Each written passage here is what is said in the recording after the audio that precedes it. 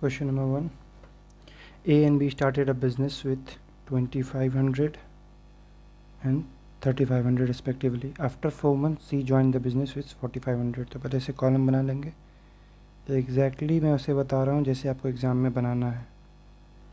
In case किसी और तरीके से बनाते हैं तो कंफर्म कर ले कि कौन सा अप्रोच बेटर है. मे बी आपका अप्रोच बेटर होगा. After 4 months C join a business with 4500. 4500 के साथ ज्वाइन किया सी. ए और बी पहले से हमारे काम कर रहे हैं तो ए 4 मंथ बाद ज्वाइन कर रहा है. At the end of the year C gets 900 profit. 1 साल के बाद की बात हो रही थी. ओबियसली 4 मंथ बाद ज्वाइन करेगा तो ये 8 मंथ और ये लोग तो साल भर के हैं ही दोनों. यहाँ से ये कट जाएगा, ये कट जाएगा. 5 से ये 5 टाइम्स, ये 7 टाइम्स, ये 9 टाइम्स. ये फिर हमारा 4 से 2 टाइम्स, 3 टाइम्स, 3 टाइम्स, 3 3 और ये 3. यहाँ बचेगा हमारा इंडिविजुअल 5 7 और यहाँ 3 इंटू 2 6. ओवरऑल हमारा रेशियो हो जाएगा 5:7:6. अब सी को जो प्रॉफिट मिलता है वो 900 है as a share of profit. तो सी 6 यूनिट है. 6 यूनिट इक्विवेलेंट टू 900 है तो ऑब्वियसली 150 टाइम्स दिख रहा है. अब क्या बोल रहा है? Difference between profit got by B and A. B और ए का प्रॉफिट का डिफरेंस पूछ रहा है. 2 यूनिट्स है. 2 यूनिट्स को हम लोग 150 टाइम्स करेंगे तो हमारा आ जाएगा 300 जो कि हमारा option B. Question number 2. A B C start a business jointly. ये तीनों बिजनेस स्टार्ट किए. Twice the investment of A is equal to thrice the investment of B. Twice the investment of A is equal to thrice the investment of B. A by B is 3/2 and the investment of B is 4 times the investment of C. अब B is equivalent to, वैसे भी B यहाँ पे 2 unit दिख रहा है तो हम लोग C को ले सकते हैं. इनके जैसे तो 8 ले सकते हैं. Sorry 4 times investment of C. Sorry उल्टा ले ना. तो B इज़ 4 C के इक्विवेलेंट है. तो B और C का रेशियो हो जाएगा हमारा 4:1 का. अब बी को इक्विवेलेंट करने के लिए यहाँ 2 हम लोग मल्टीप्लाई कर देंगे तो ये हो जाएगा हमारा 6, ये 4. ओवरऑल ए बी सी का रेशियो क्या आ जाएगा हमारा 6:4:1. अब हमें क्या बोल रहा है? Find the share of be in annual profit. अच्छा, इन एनुअल प्रॉफिट ऑफ ₹2,97,000. तो हमारा एनुअल प्रॉफिट है 2,97,000. इसमें से बी का प्रॉफिट निकालना है हम लोग को. तो बी का प्रॉफिट 4 है. इसमें से आउट ऑफ कितने हैं पार्ट्स, कितने हैं इसके? 6 14 1 11. 4/11. 11 से जाएगा 2 7 और 27 to 4 108 1 through 3. ये हमारा ऑप्शन डी हो गया सही.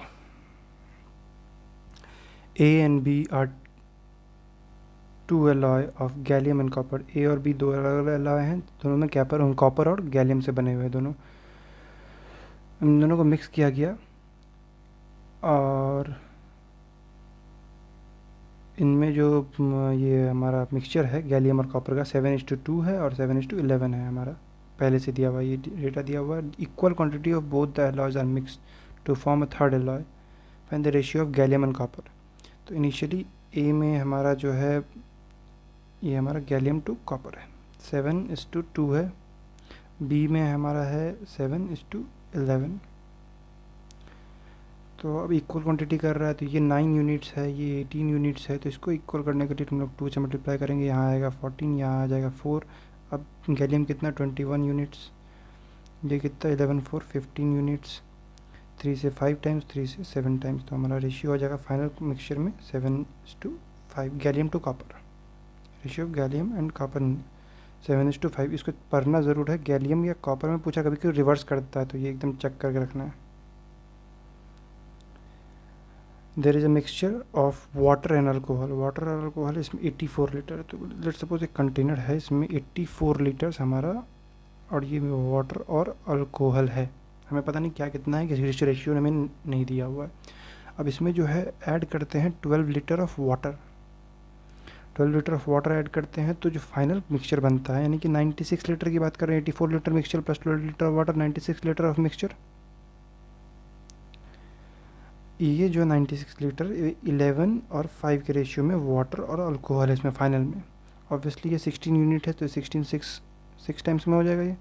तो ये 6 5 30, 11 6 66, 66 लीटर वाटर है, 30 लीटर ऑफ अल्कोहल है।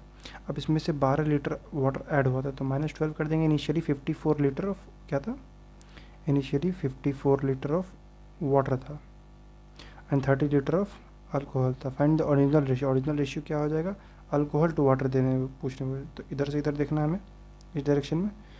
तो ये हो जाएगा 6 5 ज़ा 6 9 ज़ा 5:9। यहाँ देखिए दो ऑप्शन है, इसी का मतलब पढ़ना ज़रूर है, रेशियो पूछ किस में रहा है।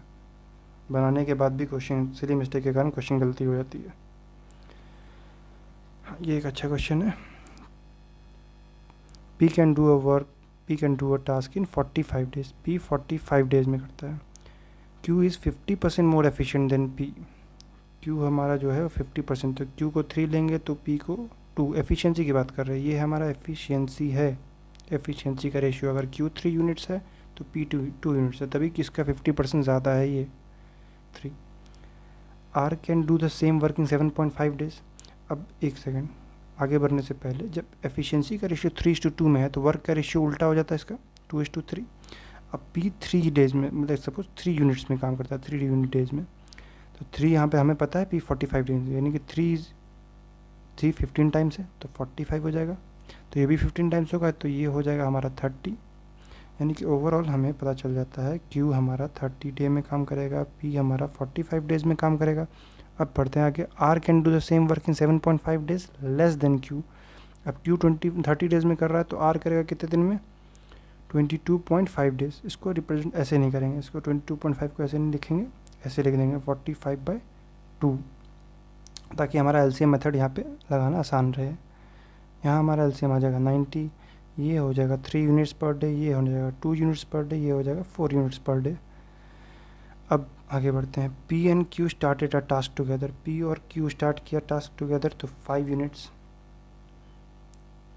से स्टार्ट हुआ, एक्स डेज तक काम किया, तो एक्स डेज तक काम करेगा, एक्स डे तक का, तो लेट्स सपोज एक्स डे तक काम किया। एक्स डेज तक काम करने के बाद 5 यूनिट एक दिन में हो रहा है तो काम कितना हो जाएगा एक्स डेज में, 5x काम हो जाएगा। एंड काम ये लोग छोड़ दिए। उसके बाद आर आता है, आर कंप्लीट करता है, आर आके कंप्लीट करता है एक्स प्लस 9 डेज में। तो आर कितना काम करता है एक दिन में, आर हमारा 4 यूनिट काम करता है, तो 4 इंटू एक्स प्लस 9, यहाँ 5x था, यहाँ 4x था, 9x हो जाएगा, और यहाँ आ जाएगा 36। टोटल काम कितना था, 90 यूनिट्स। यहाँ पे हमें पता है 90 यूनिट्स है। इस 90 यूनिट का इक्विवेलेंट करेंगे, 30 जगह 60 54 हो जाएगा, x से जाएगा तो ये 6 टाइम्स में काटेगा। तो ओवरऑल ये 6 days, x equal 6 days, find the value of x, यहाँ पे 6 आ जाएगा। बाकी जो ये डेटा दिया हुआ है कि ratio of task done by P and Q together to the task done by R alone is 1/2। इसको भी यूज़ किया जा सकता है, इसके बिना भी तो आंसर आ ही रहा है हमारा वैसे, पर इसको भी यूज़ करना है तो मैं दिखाता हूँ कैसे यूज़ किया जा सकता है इस डेटा को। ऐसे यूजलेस डेटा इस क्वेश्चन के हिसाब से, इतना डेटा दिया हुआ था, यही चीज़ें हमें देखनी पड़ती है डेटा सफिशिएंसी में। कभी कभी आपको डेटा दिया रहता है, उस डेटा से बन जाता है, पर उससे उसके बिना भी बनता है, तो यही चेक करना होता है कितना डेटा सफिशिएंट।